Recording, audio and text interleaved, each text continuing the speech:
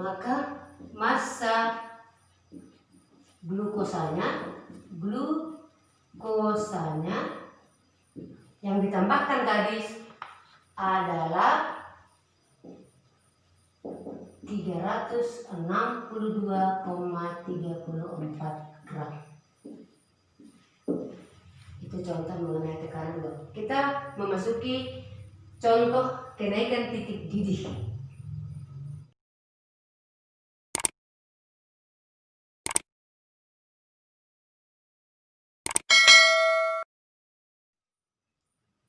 Oke, perhatikan, inilah contoh soal untuk kenaikan titik didih atau sifat kualitatif larutan non-elektrolit yang kedua.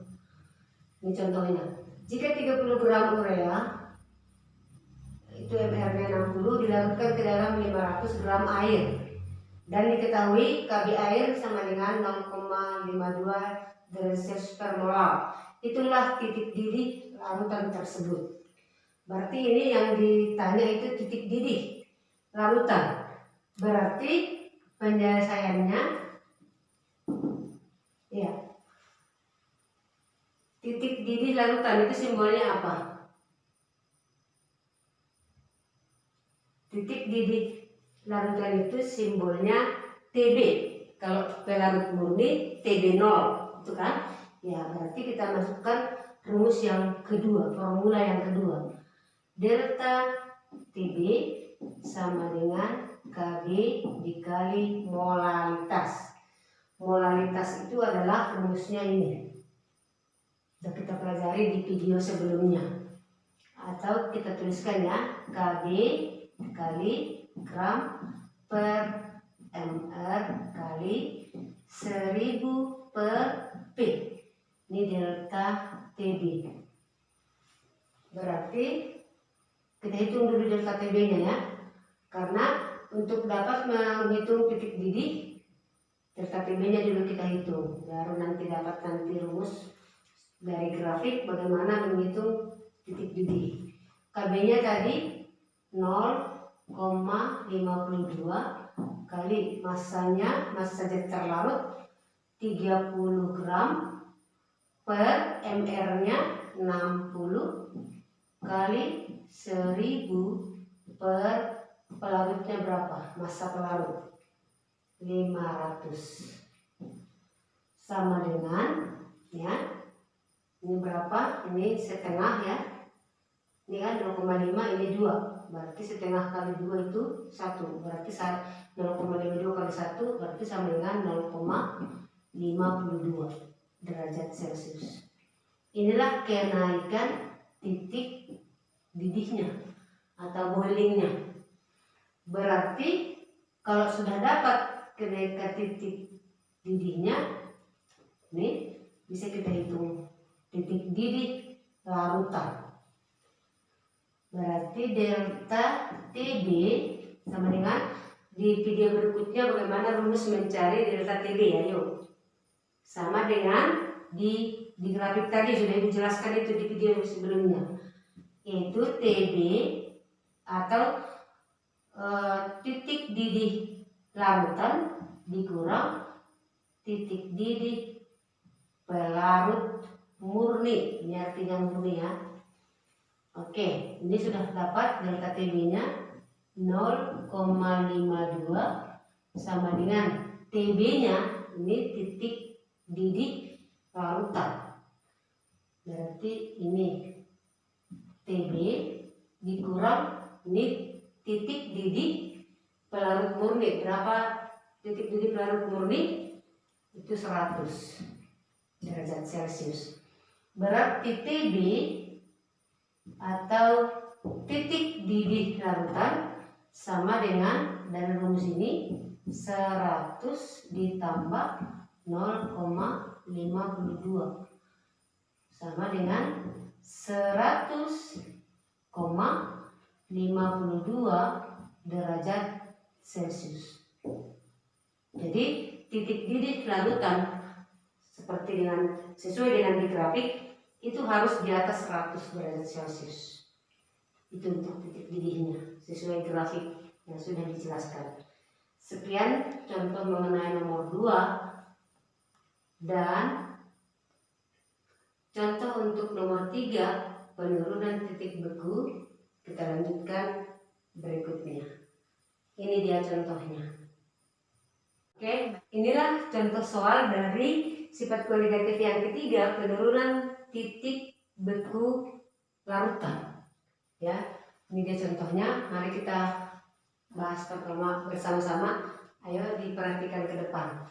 Sebanyak 90 gram glukosa, NR-nya 180, dilarutkan ke dalam 500 gram air. Jika diketahui ketapan titik beku ya, KF air sama dengan 1,86 derajat Celcius per mol, itulah titik beku larutan. Ini yang ditanya, titik beku larutan. Berarti titik beku pelarut harus sudah ingat. Ya, titik beku pelarut itu berapa?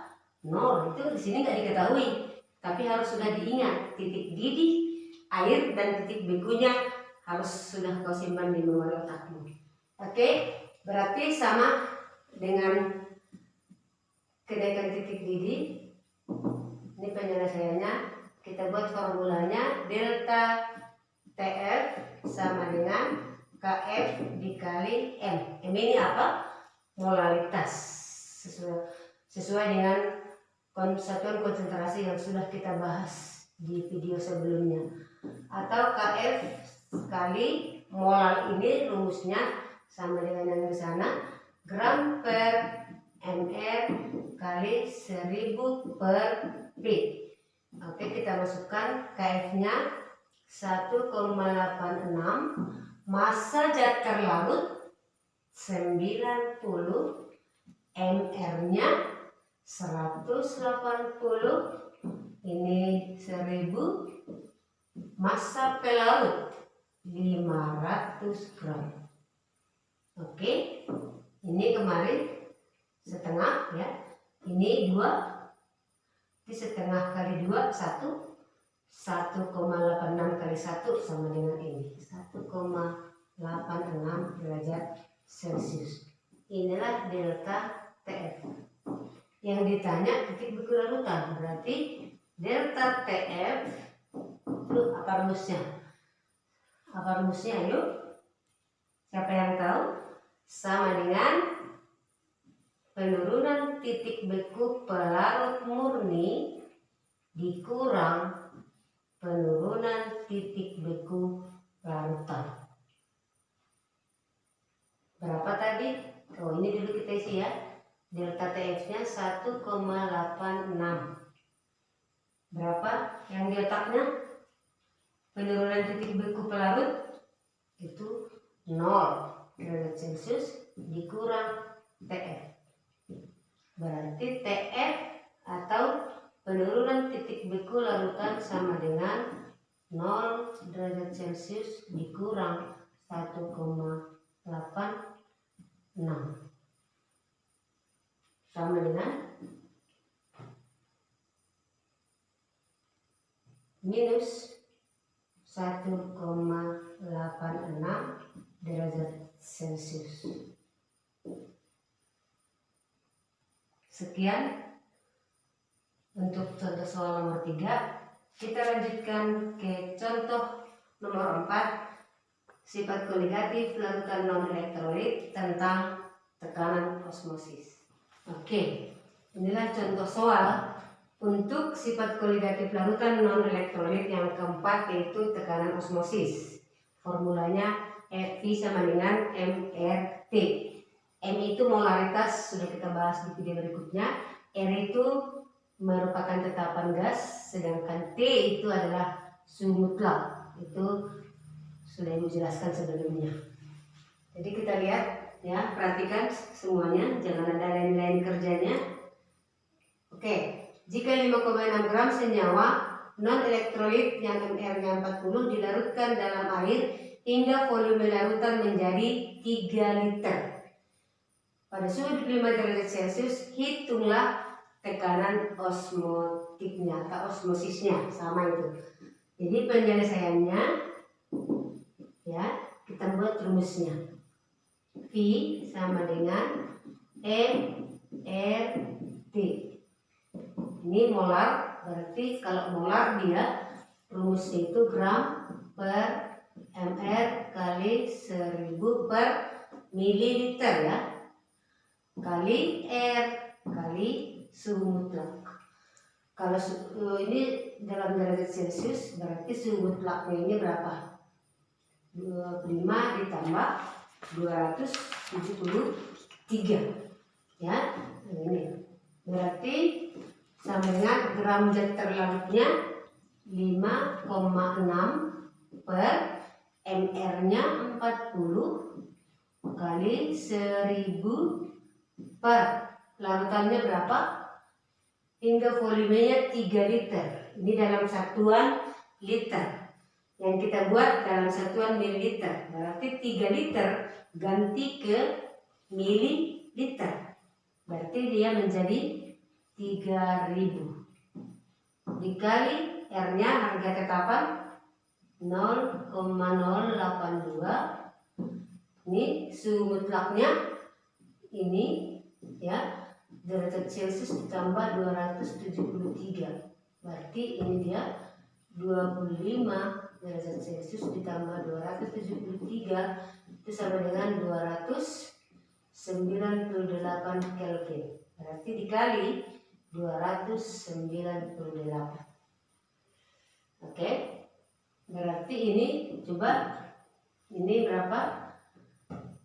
Nah, ayo sama-sama semua. Ayo, 0,14 kali ini 1/3 ya.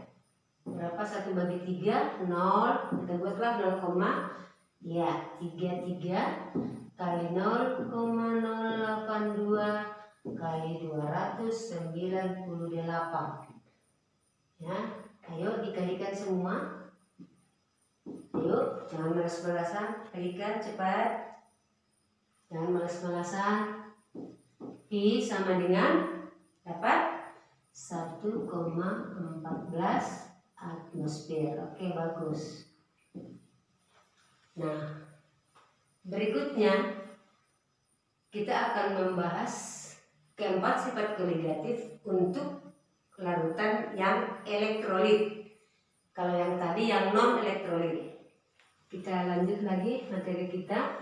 Ini adalah formula keempat sifat koligatif untuk larutan elektrolit. Kalau yang tadi kita bahas itu untuk yang non elektrolit. Jadi rumusnya sama tapi beda. Bedanya di mana? Kalau dia yang elektrolit, dia dikalikan dengan I. Kalau di sini nggak ada I-nya. Dan untuk penurunan tekanan uap ini tidak berpengaruh. Jadi sama dia. Maka dia tidak ada I. Jadi untuk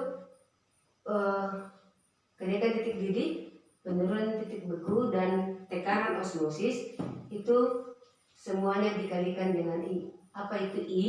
I ini adalah faktor Van Hoff. Pasti di fisika pun kalian sudah belajar itu. Dimana I itu sama dengan adalah 1 ditambah N kali 1 dikurang alfa.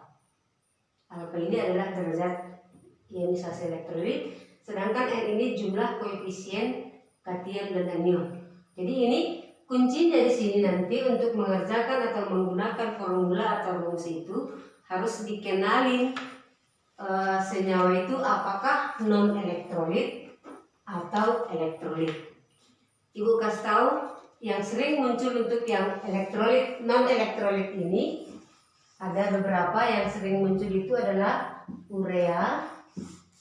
Nah, ini sering muncul di soal ini. Kemudian glukosa. Nah, ini sering. Kemudian sukrosa. Sukrosa atau sering disebut itu gula pasir. Kemudian alkohol. Alkohol. Ini sering muncul di soal. Makanya perhatikan senyawanya itu senyawa apa dia. Jadi harus ingat. Jadi kalau yang elektrolit, elektrolit ini pasti sudah kenal yang mana itu yang elektrolit ya. Contohnya garam dapur. itu elektrolit. HCl, nah, elektrolit. Apa itu elektrolit dengan non elektrolit kan sudah tahu. Kalau elektrolit ionnya dapat menghantar arus listrik, sedangkan ini tidak dapat. Ya. Nah, jadi misalnya kalsium klorida dan lain sebagainya, banyak ini yang elektrolit. Tapi yang sering muncul untuk yang non visual pasti ini, atau senyawa organik sering disebutkan itu. Oke, jadi ini N ini jumlah koefisien kation dan anion dari rumus larutan elektrolit tersebut. Misalnya kalau dia garam dapur, NaCl, kita ionkan dia bagi 2, Na positif tambah Cl negatif. Berarti N-nya berapa? Tadi katanya jumlah koefisien. Koefisiennya 1, koefisiennya 1 tambah 1 sama dengan 2, berarti N-nya 2. Misalnya kalsium klorida, oh ini ada 2-nya.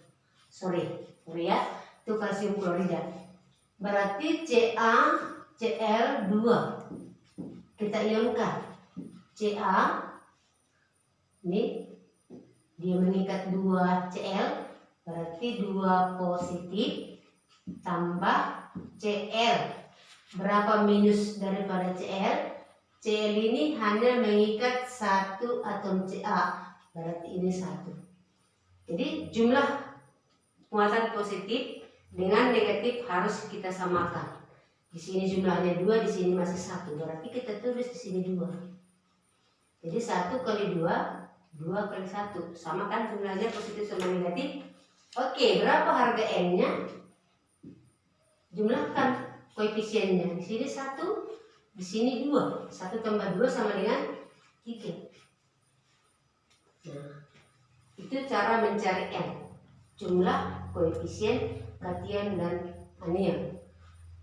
Jadi sekarang untuk contoh larutan elektrolit, Ibu hanya buat satu contoh nanti di antara 4 ini, karena tidak ada bedanya dengan larutan non elektrolit, kita hanya menambahi I.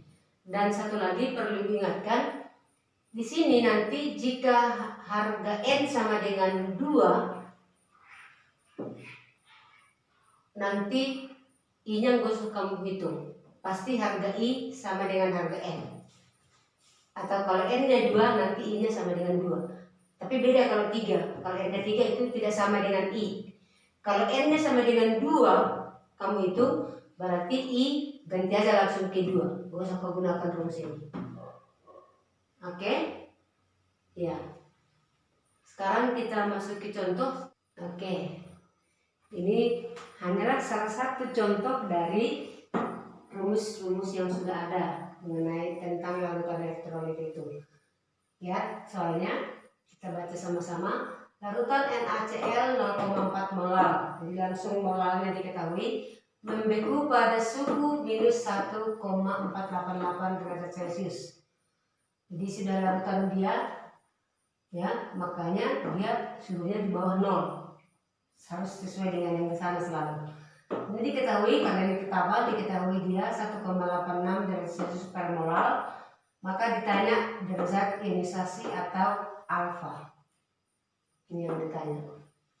Jadi penyelesaiannya apa pertama kita cari, ya. Jadi rumusnya delta TF sama dengan KF dikali M dikali I. Tapi yang ditanya itu alfa atau KF kali M. M ini kita jebarkan, udah ada M nya ya, langsung M diketahui ya. M kali I tadi 1 tambah N kurang 1 dikali alfa. Oke, delta TF nya bisa kita dapat dengan diketahuinya ini. Ini titik beku pelarut atau larutan, ya, karena di bawah 0. berarti larutan. Kalau pelarut itu sama dengan 0. Oke, berarti ini kita cari dulu delta TF-nya dari penurunan titik beku. Penurunan titik bekunya sama dengan titik beku pelarut murni dikurang titik beku larutan, sama dengan titik beku pelarut murni 0 dikurang minus 1,488 derajat Celcius. Berarti sama dengan minus kali minus positif 1,488 derajat Celcius. Inilah delta TF-nya atau penurunan titik bekunya. Baru kita masukkan ke rumus ini.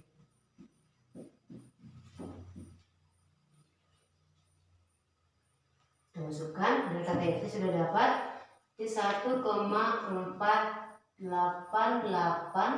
sama dengan KF-nya 1,86 kali molalitasnya diketahui ini, ya kan? Ada molalitasnya, harganya 0,4 dikali. Nah, kita masukkan faktor Van Hoff-nya, I-nya 1 ditambah N. Berapa N dari NaCl? Tadi sudah kita hitung di sini 2. Berarti 2 kurang 1 dikali alfa. Oke. Ini 1,488 sama dengan, coba ini kalikan berapa? Kalikan, ayo semua dikalikan. Oke, 0,744 dikali, ini kita apa dulu ini, kita selesaikan. 2 kurang 1, 1 kali alfa, berarti 1 ditambah alfa dalam kurung. Oke, terima kasih. Oke, sekarang kita kalikan ini. Berarti 1,488 sama dengan ini kali ini 0,744 ditambah 0,744 alfa.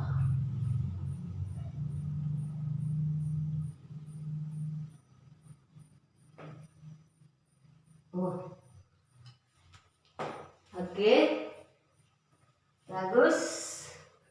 Bagus kritikannya. Berarti dari sini ini yang kita keluarkan.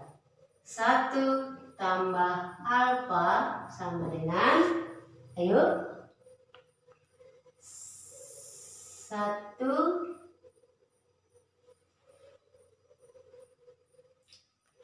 koma ya 488 per 0,744. Oke, berarti 1 tambah alfa sama dengan berapa ini pembagiannya? Oke, 2. Berarti alfa sama dengan, yuk, berapa tambah 1 tambah berapa sama dengan 2?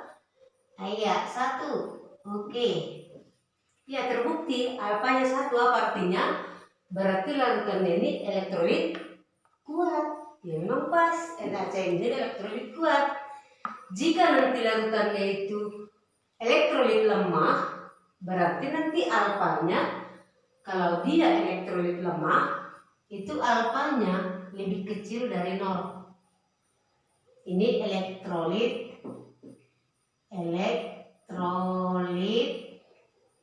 lemah, ya.